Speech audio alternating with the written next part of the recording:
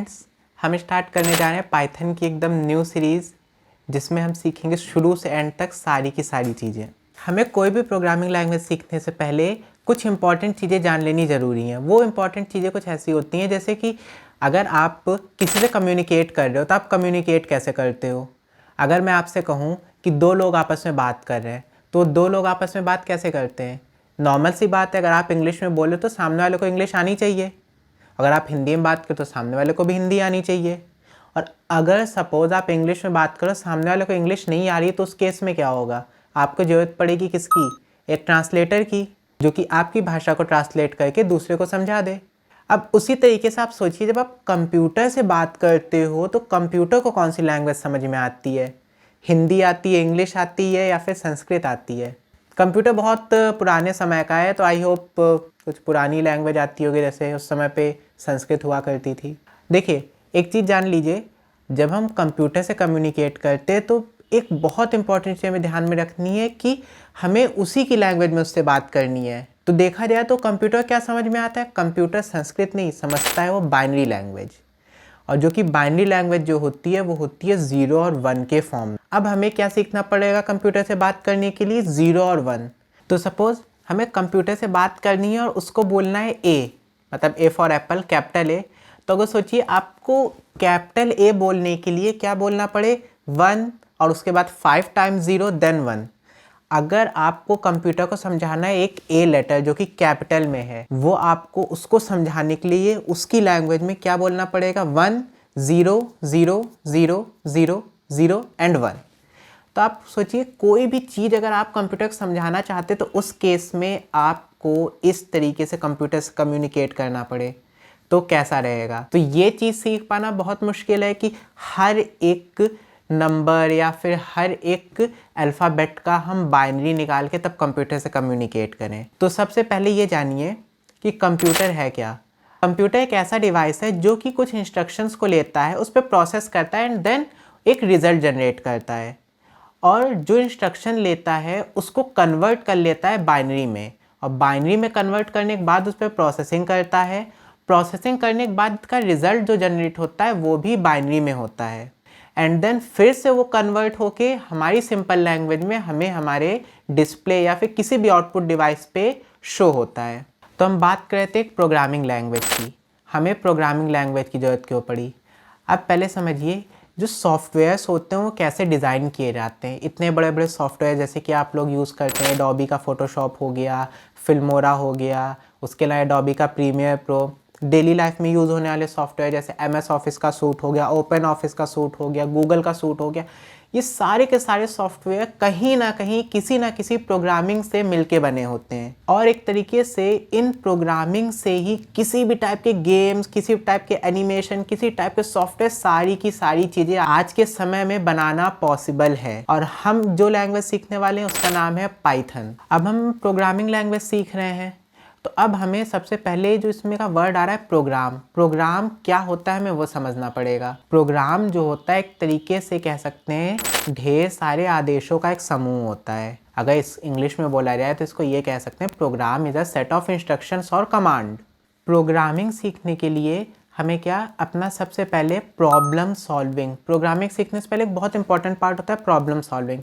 हमें उससे अपना स्ट्रॉन्ग करना पड़ता है, या फिर आप कह सकते हैं माइंड बिल्डिंग। मतलब एक तरीके से आपके सामने कोई भी क्वेश्चंस आते हैं, किस तरीके से आप उस पर रिएक्ट करते हैं, किस तरीके से सॉल्व करते हैं। तो देखिए, अगर मैं आपको एक अलजेब्रिक एक्सप्रेशन बनाने के लिए कह दूँ और कहूँ एक ऐसा अलजेब्रिक एक्सप्रेशन बना के दिखाइए कि जिस पे सिर्फ और सिर्फ मैं न्यूमेरिक वैल्यू पुट करूँ एंड देन हमें उसका एडिशन मिल जाए, तो एक तरीके से देखा जाए आपको क्या काम करना है, दो खाली कंटेनर्स को आपस में ऐड कराना है।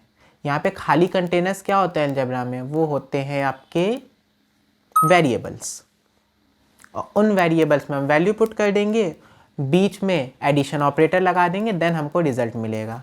तो इस तरीके से छोटी छोटी प्रॉब्लम जो होती हैं उसी के बेसिस पे मतलब माइंड बिल्डिंग और प्रॉब्लम सॉल्विंग सीखते हैं। तो आज की वीडियो में मैं आपको कुछ टिप्स बताऊंगा, कुछ तरीके बताऊंगा जिससे कि आप अपनी प्रॉब्लम सॉल्विंग इंप्रूव कर सकते हो। कोई फॉर्मूला, कोई कॉन्सेप्ट नहीं, मतलब जब भी आप कोई क्वेश्चन को सॉल्व करने जा रहे हो तो क्या बेसिक स्टेप्स आप लो तो वहां पे आपका क्वेश्चन इजीली सॉल्व हो जाए और आपका माइंड मेकअप भी साथ साथ होता रहे। तो एक चीज का ध्यान रखिएगा, पाइथन की सीरीज में किसी भी चीज को हमें रटने की जरूरत नहीं है, हर एक चीज को हम समझ के करेंगे और जहाँ पे लर्निंग बेसिस वाली चीज आएगी वहां मैं आपको बता दूंगा कि ये चीजें आपको लर्न करते हुए चलना है। तो पहली टिप आपके लिए ये रहेगी कि आपको अपनी प्रॉब्लम को फॉर्मुलेट कर देना है। और फॉर्मुलेट किस तरीके से करना है?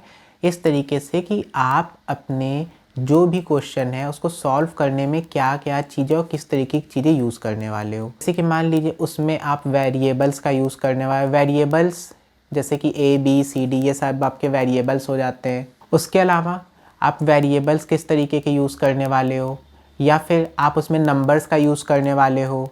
जैसे नंबर्स का यूज़ करने वाले हो तो प्रोग्रामिंग लैंग्वेज में उसे इंटीजर्स कहते हैं, जैसे 1 2 3 4 ये सारी चीज़ें जो होती हैं इंटीजर्स होती हैं।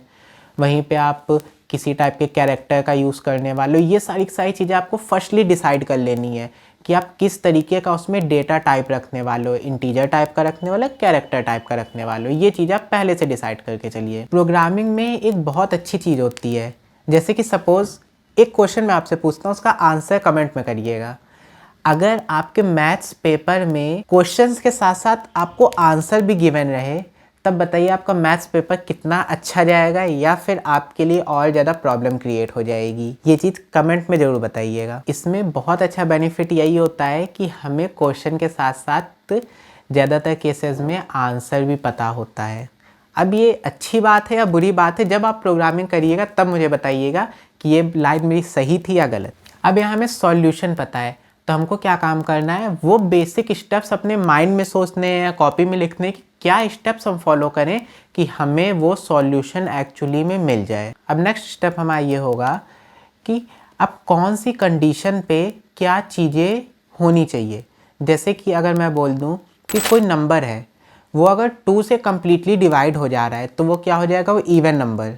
और वहीं पे अगर 2 से कम्प्लीटली डिवाइड नहीं हो रहा है तो वो क्या हो जाएगा, ऑड नंबर हो जाएगा।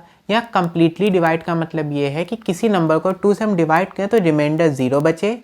और सेकंड ऑप्शन ये हो जाएगा, अगर वो कम्प्लीटली डिवाइड नहीं होगा तो वो क्या हो जाएगा, वो ऑड नंबर।